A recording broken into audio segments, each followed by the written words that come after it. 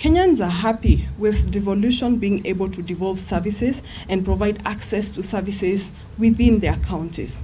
So for that particular perspective, they're happy. They're happy that they're able to get opportunities around the counties. But on the other hand, they have concerns about corruption. They have concerns about the level of taxation happening within the counties, and also have an issue with the way access to jobs has been handled within with some bit of nepotism. The national government is running the Big Four agenda, which focuses on food security, manufacturing, affordable and universal healthcare, and affordable housing.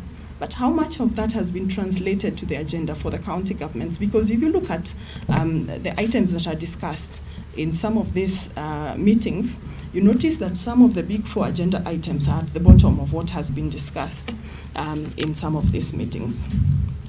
So for future planning, we asked them, if the county government was to convene a meeting in the future to discuss development projects, how long should the meeting take? And this is more for positioning of the meetings. And you can see from the data, people are open to giving their time for these meetings.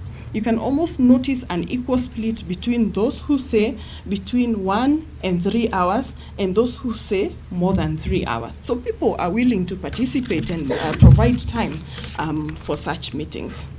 We asked them,